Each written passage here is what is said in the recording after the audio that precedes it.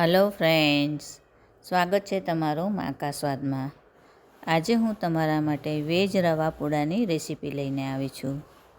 Recipe પસંદ પડે તો ચેનલને સબસ્ક્રાઈબ કરવાનું બિલકુલ ભૂલતા નહીં અને બાજુમાં રહેલા બેલ આઇકનને પણ જરૂરથી પ્રેસ કરજો, જેથી તમને મારા નવા વિડીયોની નોટિફિકેશન મળતી રહે.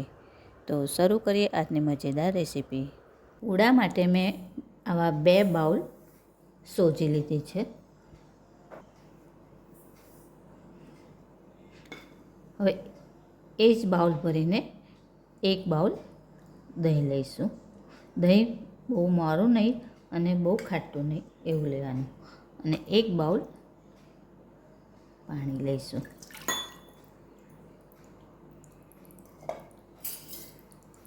આને એક વખત સરસ આપણે મિક્સ કરી લેવાનું છે.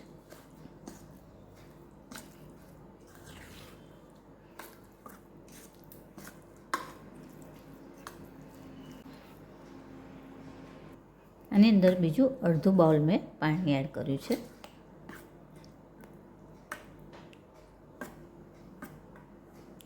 તો ખીરાની કન્સિસ્ટન્સી આ રીતની હોવી જોઈએ. તો હવે આને આપણે ઢાંકીને રેસ્ટ આપીશું. હવે એની અંદર આપણે વેજીટેબલ એડ કરવાના છે. તો ચોપરની અંદર મેં આ 2 મીડિયમ સાઇઝની ડુંગળીને આવી રીતે સમારી લીધી છે.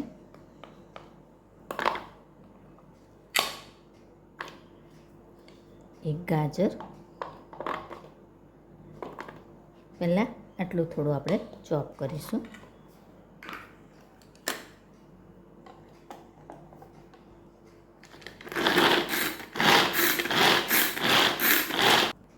હવે આ થોડું ચોપ થઈ જાય એટલે એની અંદર અમે 5 નંગ લીલા મરચાં લીધા છે તે એડ કરીશું અને એક મોટું ટામેટું.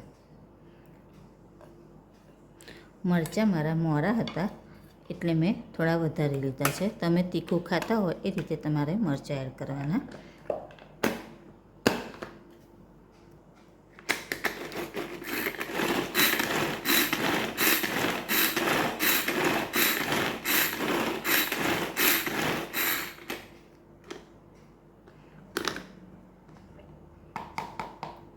જો બધા વેજીટેબલ સરસ ચોપ થઈ ગયા છે. તો હવે આને પણ આપણે એક પ્લેટમાં લઈ લઈશું. 10 મિનિટ પછી એની અંદર આપણે આ ચોપ કરેલા વેજીટેબલ, થોડાક લીલા ધાણા અને આપણે સ્વાદ મુજબ મીઠું એડ કરીશું.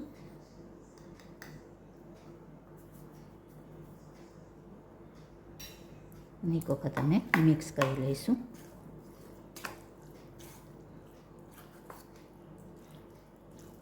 વેજીટેબલ એડ કર્યા પછી 5 મિનિટ એને રહેવા દેવાનું. તેની અંદર જે પાણી છૂટવાનું છે એ થોડું છૂટશે. અને પછી જો આપણને આ બેટર થીક લાગે તો થોડુંક પાણી એડ કરવાનું. એટલે આને આપણે હમણાં 5 મિનિટ માટે રહેવા દઈશું. તો ખીરું હવે આપણું પરફેક્ટ છે. તો હવે આમાંથી આપણે પૂડા ઉતારી લઈએ. પૂડા ઉતારવા માટે ગેસ ચાલુ કરી મેં આ એક લોખંડની તવી મૂકી દીધી છે. તવી આપણી ગરમ થઈ ગઈ છે. તો હવે ગેસની ફ્લેમ આપણે સ્લો કરી દેવાની.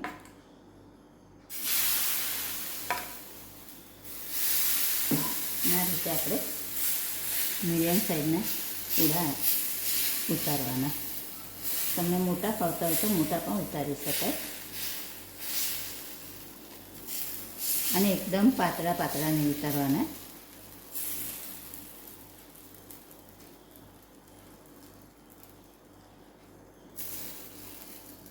હવે ગેસની ફ્લેમ થોડી મીડિયમ કરી દેવાની.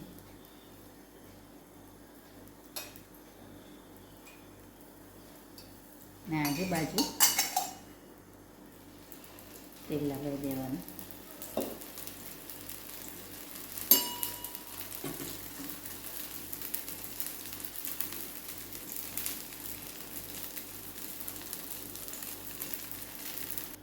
જો નીચેથી સરસ શેકાશે ને એટલે ઉપર આવો કલર આખો બદલાઈ જશે. હવે તે ધીરે રહીને આપણે અને ધારેથી પહેલાં છૂટો કરવાનો, પછી એને પલટાઈ દેવાનો ને ફરી આ બાજુ તેલ લગાવી દેવાનું.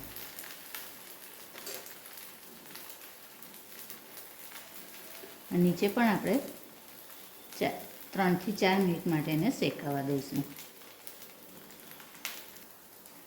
જો બીજી સાઈડ પણ આપણા સરસ શેકાઈ ગયા છે. હવે આપણે એને લઈ લઈશું.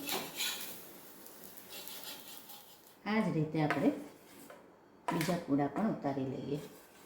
જેટલી વખત પૂડા ઉતારીએ એટલી વખત આપણે બેટરને એક વખત મિક્સ કરી આપવાનું છે.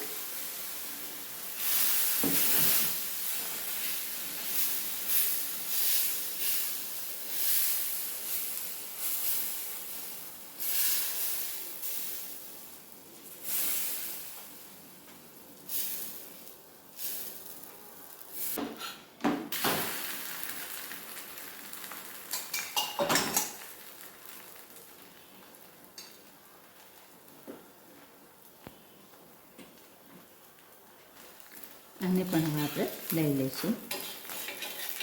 આ જ રીતે આપણે બીજા બધા પૂડા બનાવી લઈએ. તૈયાર છે આપણા વેજ રવા પૂડા. ફ્રેન્ડ્સ, આવી જ બીજી અવનવી રેસીપી જોવા માટે મારી ચેનલને જોતા રહો, લાઈક અને શેર કરતા રહો. ચાલો ત્યારે ફરી મળીશું એક નવી રેસીપી સાથે. ત્યાં સુધી હેપી કુકિંગ. Thank you.